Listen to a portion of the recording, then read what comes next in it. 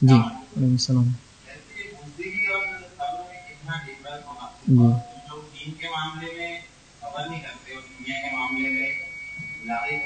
جی جی بھائی نے ایک اچھا سوال کیا کہ بزدلی اور صبر میں کیا فرق ہے. آئیے اللہ کے رسول صلی اللہ علیہ وسلم کی زندگی سے میں ایک مثال دیتا ہوں بزدلی اور صبر کا فرق بتانے کے لیے کہ اللہ کے رسول صلی اللہ علیہ وسلم جب مکی زندگی میں تھے آپ پر مصیبتیں اور پریشانیاں آتی تھی. حالانکہ اس دور میں بھی جب آپ پر مصیبتیں اور پریشانیاں آ رہی تھی تب بھی آپ چاہتے تو جواب دے سکتے تھے. معلوم تب بھی آپ چاہتے تو جواب دے سکتے تھے اس لیے کہ آپ قریش کے ولی عہد تھے. ابو طالب کے بعد آپ ہی ان کے ہیڈ بننے والے تھے. تب بھی جواب دینے کی طاقت استطاعت تھی. لیکن چونکہ آزمائش دین کی وجہ سے آتی تھی آپ نے کبھی ان وسائل کو استعمال نہیں کیا. یاد رکھیے آپ برداشت کرتے تھے. یہ آپ کا وہاں صبر تھا کہ دین کے لیے لوگ تکلیف پہنچا رہے وہ جانتے نہیں کہ میں اللہ کا نبی ہوں پہنچانے دو. اس کے بعد اللہ کے رسول صلی اللہ علیہ وسلم جب مکہ گئے مدینہ گئے ہجرت کر کے مدینے کے بعد جب فتح مکہ میں واپس لوٹے تو جب آپ فاتح تھے جب آپ ایک کانکرر کی حیثیت سے آئے تھے اس شہر کے اندر اب جو ہے پورا اختیار آپ کے ہاتھ میں کل تھا. اس زمانے میں کچھ نہ کچھ تھا اب تو کل اختیار تھا. چاہتے تو جتنے لوگوں نے غلط عمل کیا تھا سب کی گردنیں مار دیتے. اور عرب کا طریقہ تھا جب ایک قبیلہ دوسرے قبیلے حملہ کرتا مرد پورے ذبح کر دیے جاتے تھے عورتوں اور بچوں کو غلام بنا لیا جاتا تھا.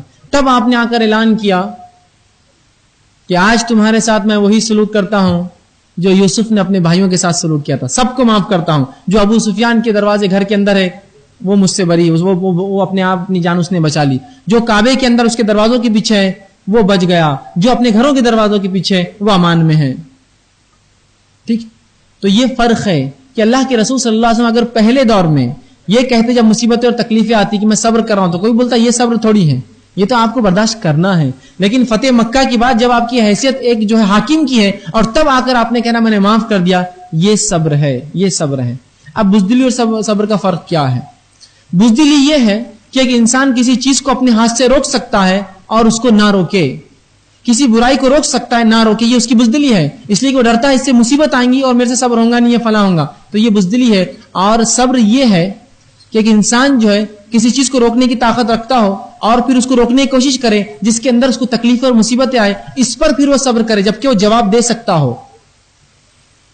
حالانکہ اگر کوئی جواب نہ بھی دے سکتا ہو اور اس نے اچھائی کا حکم دیا تکلیف مصیبت آئی اس کو بھی اجر ملنے والا ہے.